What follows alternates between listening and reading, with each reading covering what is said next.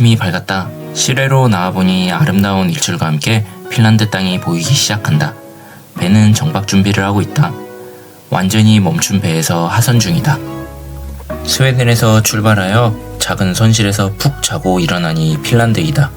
약 10시간 30분이 걸렸다. 항구 자체는 엄청 작지만 깔끔하다. 짐 보관을 할 수 있는 락커도 있다.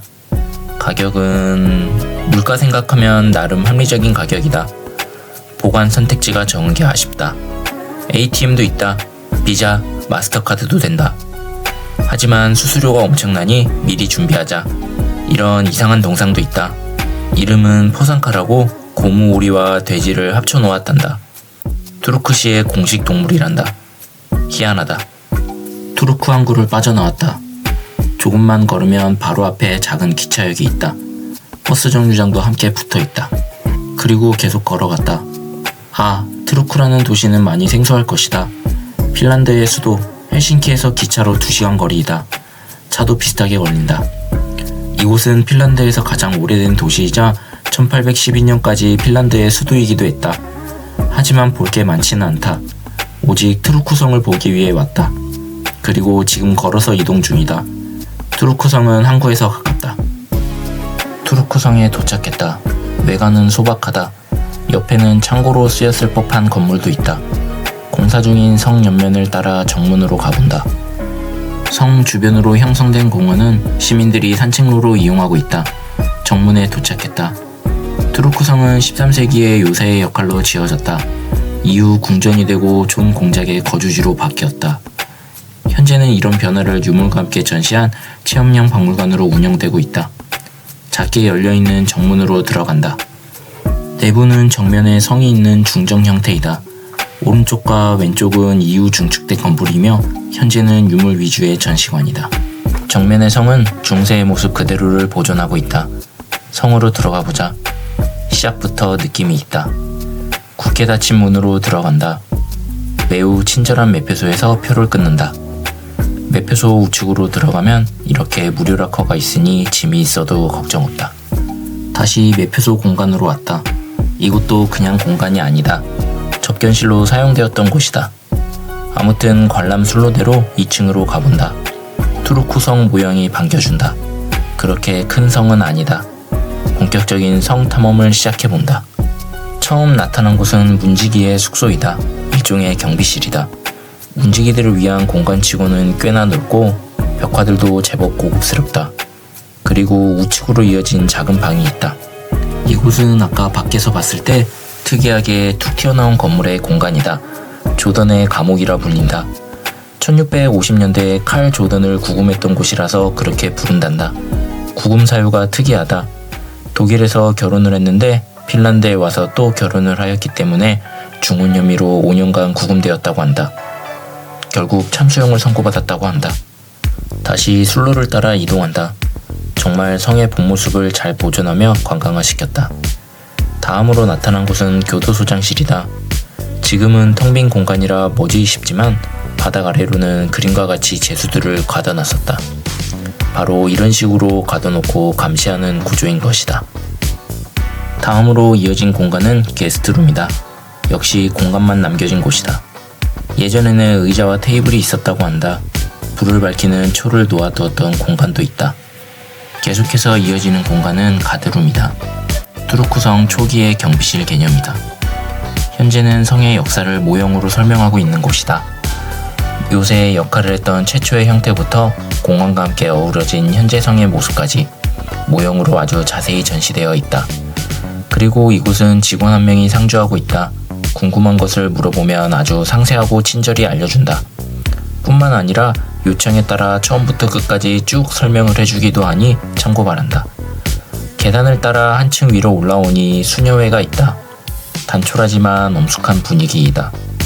그리고 천장이 특이한데 그 구조를 설명하는 모형이 수녀회 입구 직전에 있다. 내부 벽면을 따라서는 여러 성인상들도 있다. 입구 쪽에는 작은 상들도 모셔져 있고 각각의 설명도 준비되어 있다. 독특한 문양의 수녀의 문을 보고 역시나 잘 보존된 성의 길을 따라 이동하니 왕의 집무실이자 접견실이 나왔다. 이곳도 현재는 필수 가구만 배치되어 있다. 실내에는 작은 문을 통하는 두 개의 방이 있는데 하나는 창고이고 다른 하나는 화장실이다. 한켠에는 왕의 한 끼 밥상이 차려져 있다. 왕의 방에서 나오니 앞에는 의미를 알 수 없는 돈들이 있다. 이어진 계단 위에 첫 방은 아이들의 생활 공간이다. 옷장과 같은 가구들이 있고 밖을 볼 수 있는 넓은 공간들도 있다. 밖은 대략 이런 모습이다. 다음 공간은 비교적 작은 곳으로 여자들을 위한 미용실이다. 그림처럼 운영되었던 것 같다. 계속해서 이어지는 공간은 갖가지 기록을 하는 필사실이다. 당시의 문양도 남아있다. 다시 계단을 따라 내려간다. 잘 꾸며진 전시실이 보인다.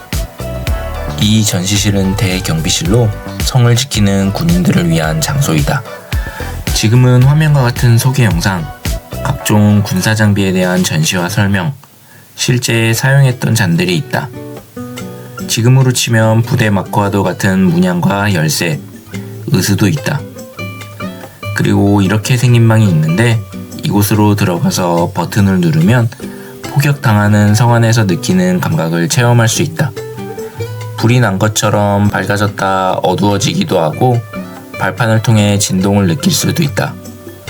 화면을 통해 전달하지 못하는 게 아쉬울 따름이다. 옆으로는 작은 석실이 붙어 있는데 아까 교도소장실에서 본 것처럼 아래층에 죄수를 가둬놓은 곳이 있다. 그리고 시기별 전투에 대한 설명도 있다. 왕의 것으로 보이는 유물도 작게 있다. 계속해서 술로를 따라 이동했다.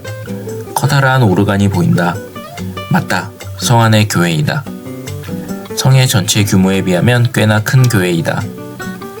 처음 보였던 오르간은 신식으로 보인다. 기본적인 구조는 여느 유럽의 교회와 거의 일치한다. 나중에 증축된 곳이라 그런 것 같다. 바로 이어지는 방은 깔끔하게 꾸며진 교회 부속실이다. 약간의 계단을 올라 다음으로 이어지는 곳은 왕의 홀이다. 르네상스 양식의 이 홀은 16세기에는 공작의 홀이라 불리며 식사와 접견을 위한 로비로 사용되었다. 18세기에는 무기고였다가 현재는 투르크시의 연회장으로 사용되고 있다. 이어지는 곳은 여왕의 홀로 역시 르네상스 양식이다. 왕의 홀과 비슷한 용도로 사용되고 있는 것 같다. 여왕의 홀과 이어진 이곳은 여왕의 침실이었는데 현재는 몇 개의 가구만 전시되어 있다. 그림으로 예전의 모습을 봐도 침대의 유무 차이만 있는 것 같다. 복도의 일부 같은 이 작은 방은 여왕의 드레스룸이라고 한다. 다음 장소는 사방이 빛으로 화사하다. 이곳은 여성들이 작업실과 응격실로 사용한 것이다. 이어진 나선형 계단으로 올라간다. 이 형태는 오른손잡이에 적군이 올라오며 휘두르는 검이 계단의 중심 기둥에 막혀 공격하지 못하도록 설계된 것이다. 계단 끝에 이 공간은 은의 금고라고 불린다. 이름 그대로 귀중품을 보관한 곳이다. 화재를 대비한 아치형 천장이고 덕트 역할을 한 구멍이 있다. 이렇게 성은 모두 받고 이어지는 공간은 유물 전시실이다. 엄청나게 길다. 증축된 성의 한 면이 모두 전시실인 것이다. 다양한 의복들과 액세서리, 식기 등 많은 유물들 중 일부를 잠시 보자.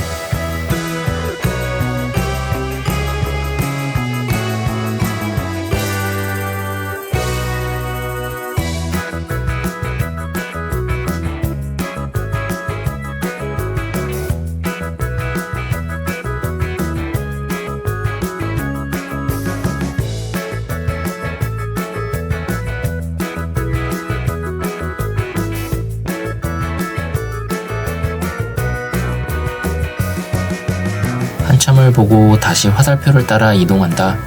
미니어처 공간이 나온다. 귀족은 아닌 것 같고 그냥 일반적인 주거 형태를 모형화해 놓은 것 같다. 계속 가다 보면 복원 과정을 사진과 함께 설명해 놓은 것을 볼 수 있다. 다시 이동하면 하나의 연회장을 지나 매표소 층으로 나오게 된다. 그럼 사물함이 있던 매표소 우측의 마지막 전시 공간을 보면 된다. 이곳에는 핀란드의 유명 성들에 대한 소개를 시작으로 연도별로 자세히 설명된 성의 역사가 있다. 중간에 생뚱맞게 있는 이 공간은 무엇일까? 에릭 14세의 감옥이란다. 햇볕도 잘 들고 예나 지금이나 특별 대우 좀 없애자. 아이들을 위한 체험 공간도 있다.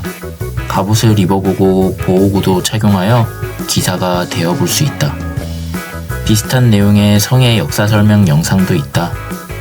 계속 이동해보자. 한층을 내려오니 귀족들의 파티에 함께 참여할 수 있다. 피리를 부는 악사도 있고 혼자 열심히인 광대도 있다. 한쪽에는 어두운 주방에서 왜인지 혼나는 아이들이 있다. 참 대비된다. 왕족의 말도 있다. 순로를 따라 아래로 이동했다. 감옥이 나온다. 에릭의 감옥과 비교된다. 물론 더 심한 감옥도 나온다. 실제 사용했던 각종 화폐와 훈장들을 전시해놓은 공간도 있다. 하지만 공기가 좋지 않아 얼른 탈출했다. 밝은 부엌이 나왔다. 다양한 식기들이 있다. 옆으로는 다소 소박한 다이닝룸이 붙어 있다. 계속해서 다양한 양식으로 꾸며진 방들이 나온다. 실제 사용했다기보다는 그저 보여주기 위한 공간들 같다. 사실은 지친 상태라 눈에 잘 들어오지는 않는다. 또 주방이다. 여러 개였나 보다. 다시 잘 꾸며진 몇 개의 방들을 본다. 각각의 방마다 확실한 특색이 있기는 하다. 이곳은 왕의 방이라는데 진짜라면 엄청 소박한 왕이다. 이번엔 18세기의 부엌이란다. 몇 개의 전시품들과 미니어처 세상을 더 구경했다. 반가운 곳이 보인다. 기념품 가게다. 끝이라는 소리다. 하지만 끝날 때까지는 끝난 게 아니다. 지금까지 쭉 지나온 성안 각 공간에서의 생활을 미니어처로 전시한 마지막 공간이 있었다. 이게 정말 마지막이었고 이 문양과 함께 끝이다. 바깥으로 나와서 본 성 안쪽 공간이다. 13세기부터 현재까지의 모습이 잘 어우러져 있다. 투르크 성 투어는 이렇게 끝이다. 역시 개인적인 견해로 정리해보자면 투르크라는 도시로 오는 경우가 드물어서 그렇지 성 자체는 무조건 추천이다. 단연코 북유럽에서 이만큼 중세 그대로를 느낄 수 있는 성은 없다. 북유럽 중세성은 여기 하나면 충분하다. 다음으로 갈 곳은 마땅치 않다. 관광지라고 하는 곳들이 사실 억지로 끼워 맞춘 느낌이다. 그래도 어차피 이동하는 길이니 간단히 소개만 하겠다. 먼저 데이지라는 곳이다. 그냥 커다란 데이지꽃 작품이 있는 곳이다. 옆으로는 범선도 있다. 사진 한 장 찍기에 나쁘지 않은 곳이다. 다음으로 투르크 발전소이다. 역사적 의미가 있다는데 관련 정보를 찾기가 어렵다. 굳이 갈 필요는 없을 것 같다.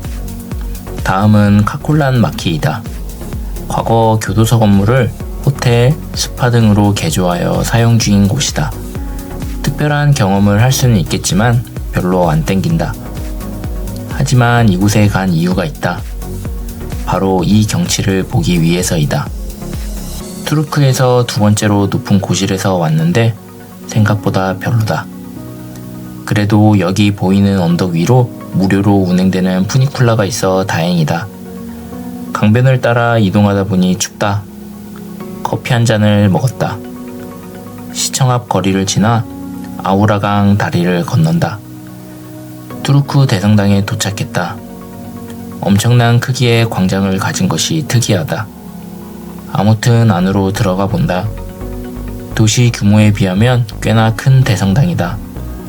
천천히 둘러보았다. 이름만 대성당이지 교회이다. 정확히는 루터교 같다. 천장 벽화도 있다. 오르간도 2개가 있다. 건물 양쪽으로는 귀족들의 무덤과 함께 예쁜 스테인드 글라스도 있다. 잠깐 앉아 기도를 하고 밖으로 나와 한 바퀴 걸었다. 투르크가 예전 수도여서인지 확실히 도시 규모보다는 거창했다.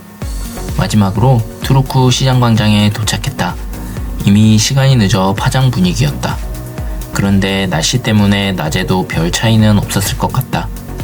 아무튼 그렇게 하루를 마치고 다음 여행지로의 이동 준비를 했다. 쇼핑몰에서 나와보니 어느덧 해가 져 깜깜하다. 서둘러 기차역으로 향한다. 그럼 오늘도 시청에 감사하며 구독에 감동하고 오늘의 설렘이 내일까지. 중세의 성이 알고 싶다면 투르크 성으로.